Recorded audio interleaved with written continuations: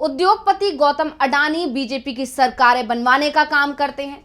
अडानी ही गैर बीजेपी शासित राज्यों की सरकारें गिराते हैं। बीजेपी की मीटिंगों में अडानी मौजूद रहते हैं। ये तमाम आरोप बीजेपी पर लग रहे हैं कि सरकार अडानी की है। राहुल गांधी बार बार सवाल पूछ रहे हैं कि आखिर बीजेपी की बैठकों में अडानी करते क्या हैं। अब खास बात यह है कि ये सवाल राहुल गांधी यूं ही नहीं पूछ रहे हैं, बल्कि ये सवाल उठे एनडीए के नेताओं के बयानों के बाद ही। तो आखिर कैसे अपने ही सहयोगियों के चलते घिर गई है बीजेपी? क्यों बीजेपी पर एक बार फिर अडानी के लिए काम करने का लग गया है आरोप? इसी पर हम अपनी स्पेशल रिपोर्ट में करेंगे चर्चा। नमस्कार, मैं हूं अंशिता। तो राहुल गांधी शुरुआत से ही मोदी सरकार को मित्रों की सरकार बताते हैं। ये आरोप लगाते हैं कि मोदी सरकार मित्रों के लिए काम करती है। ये भी आरोप लगाते हैं कि मोदी सरकार गरीबों को लूटकर अडानी की जेबें भरती है। यहां तक कि राहुल गांधी ने तो बाकायदा संसद में अडानी और मोदी की एक पुरानी तस्वीर दिखा दी थी और उस तस्वीर को दिखाकर सरकार से सवाल पूछ लिया था कि ये रिश्ता क्या कहलाता है। यानी राहुल हमेशा से इस मुद्दे को उठाते रहे हैं और अब राहुल गांधी के उन तमाम आरोपों पर मोहर तब लग गई जब बीजेपी और एनडीए के नेताओं ने ही इस बात का खुलासा कर दिया कि बीजेपी की मीटिंगों में अडानी भी शामिल होते हैं। तो किसने क्या बोला था, इस पर और आगे चर्चा करेंगे। लेकिन अब महाराष्ट्र चुनाव के बीच में मतदान से पहले एक बार फिर यह मुद्दा गर्मा गया है कि अडानी और बीजेपी के बीच सांठगांठ है। राहुल गांधी अब अपनी हर रैली में इस मुद्दे को उठा रहे हैं। राहुल बार बार पूछ रहे हैं कि सरकार गिराने की जो मीटिंग हुई थी उसमें अडानी मौजूद थे। आखिर अडानी उस राजनीतिक मीटिंग में क्यों बैठे थे और क्या कुछ बोले राहुल गांधी, पहले सुन लेते हैं। आपकी सरकार छीनी गई, चोरी की गई। किसने चोरी की? आप क्या सोचते हो? नरेंद्र मोदी जी का उसमें हाथ नहीं था क्या? उनके नेता ने अभी बोला है कि सरकार को गिराने की जो मीटिंग हुई थी उसमें अडानी जी बैठे थे। अडानी जी क्यों बैठे थे राजनीतिक मीटिंग में? क्योंकि वे धारावी चाहते हैं। 1 लाख करोड़ रुपए का फायदा इस सरकार ने अडानी जी को दिलवाया है। किसकी जमीन? आपकी जमीन। किसकी जमीन? गरीबों की जमीन, मजदूरों की जमीन आपसे छीन कर ले जा रहे हैं। कहीं नहीं लिखा संविधान में, कहीं नहीं लिखा है कि आपकी जमीन छीनी जानी चाहिए। तो राहुल गांधी ने यह आरोप लगाया है कि महाराष्ट्र की सरकार ने धारावी को अडानी के हवाले कर दिया है। यानी ये कोई पहली बार नहीं है जब राहुल गांधी ने इस तरह का आरोप लगाया है, बल्कि राहुल गांधी हमेशा से यह आरोप लगाते आए हैं कि बीजेपी सिर्फ अडानी के लिए काम करती है, उद्योगपतियों के लिए काम करती है, गरीबों का पैसा लूटती है और फिर अडानी और तमाम उद्योगपतियों की जेबें भर देती है। तो इसको लेकर और भी क्या कुछ बोले हैं राहुल गांधी, पहले सुन लेते हैं। धारावी को अडानी जी के हवाले कर दिया। सरकार आपकी नहीं है, सरकार महाराष्ट्र की नहीं है, सरकार महाराष्ट्र के युवाओं की नहीं है, सरकार अडानी की है। उसने खरीदी है आपकी सरकार, एमएलए खरीदवाए हैं, मीटिंग में बैठा। यह सच्चाई है। राहुल गांधी ने जहां ये आरोप लगाया कि धारावी अब अडानी को दे दिया गया है, उसके साथ ही उन्होंने देश में बेरोजगारी, बढ़ती महंगाई और इन तमाम मुद्दों पर भी बात की। ये भी कहा कि इससे अडानी और अंबानी को कोई नुकसान नहीं हो रहा है। यानी जिस तरह से बेरोजगारी और महंगाई बढ़ रही है उसका नुकसान सिर्फ आम जनता को ही भुगतना पड़ रहा है, उन्हीं की जेबों पर असर पड़ रहा है और जो सरकार है वो अडानी और अंबानी को ही फायदा पहुंचाने में लगी हुई है। और एक और आरोप लगातार अब राहुल गांधी लगा रहे हैं वो ये कि महाराष्ट्र से सारे उद्योगों को निकालकर गुजरात भेज दिया जा रहा है और इसका असर आने वाले समय में महाराष्ट्र पर बहुत गंभीर पड़ने वाला है और इससे नुकसान महाराष्ट्र की जनता को ही होगा। यानी अब पूरा इंडिया गठबंधन इस मुद्दे को जोर शोर से उठा रहा है। तो अब यहां सवाल ये उठता है कि आखिर ये मुद्दा आया कहां से? क्यों ये सवाल पूछा जा रहा है कि जब बीजेपी की बैठकें होती हैं तो अडानी उस बैठक में शामिल क्यों होते हैं? देश में बेरोजगारी है, महंगाई बढ़ती जा रही है, अडानी को, अंबानी को कोई नुकसान नहीं हो रहा, उनका धन बढ़ता जा रहा है।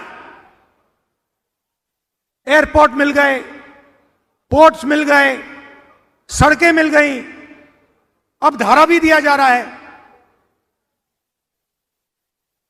नुकसान आपका है।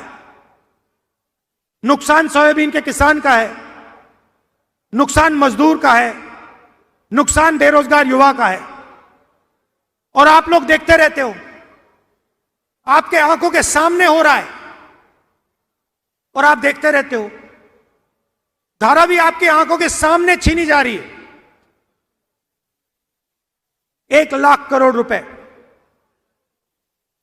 70,000 करोड़ रुपए में हमने हिंदुस्तान के हर एक किसान का कर्जा माफ कर दिया था। 70,000 करोड़ रुपए में हिंदुस्तान के हर किसान का कर्जा माफ कर दिया। उतना पैसा अदानी को सिर्फ मुंबई में दिया जा रहा है।